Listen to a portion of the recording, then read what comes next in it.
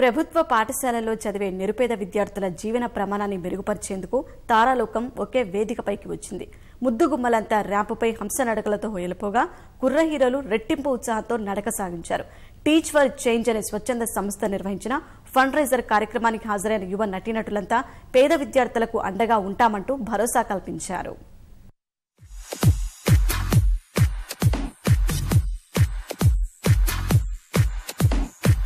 ధగధగలాడే విద్యుత్ దీపకాంతుల మధ్య ర్యాంప్ పై తమ నడకతో అతిథులను కట్టిపడేస్తున్న వీరంతా తెలుగు నాయకులు. మంచులక్ష్మి ఆధ్వర్యంలో టీచ్ ఫర్ చేంజ్ అనే స్వచ్ఛంద సంస్థ ఆహ్వానం మేరకు వీరంతా హైదరాబాద్లోని పార్క్ హోటల్లో సందడి చేశారు.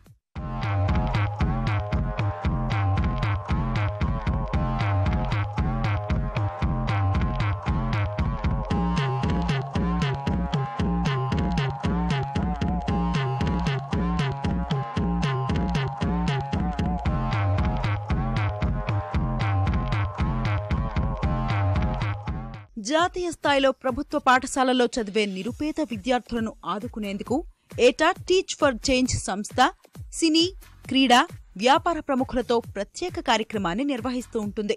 అందులో భాగంగా ఈ ఏడాది నిర్వహించిన ఫండ్ రైజర్ వేడుకకు నటీనటులు హాజరయ్యారు. టీచ్ ఫర్ చేంజ్ సంస్థకు తమ మద్దతు తెలిపారు.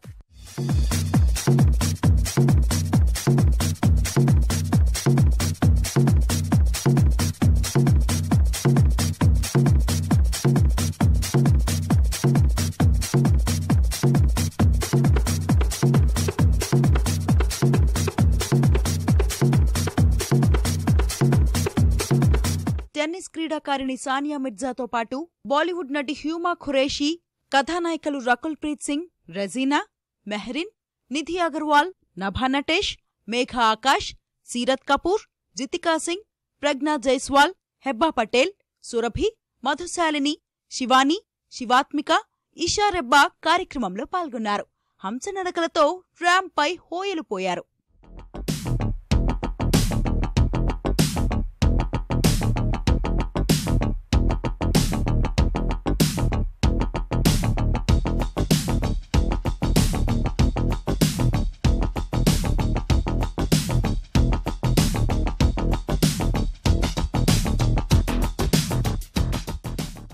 నవదీప్, సుశాంత్, సందీప్ కిషన్, హర్షవర్ధన్ రాణే, అడవిశేష్, కార్తికేయ, ప్రిన్స్, ఆదర్శ్, ఆనంద్ దేవరకొండ ర్యాంప్ పై సందడి చేశారు.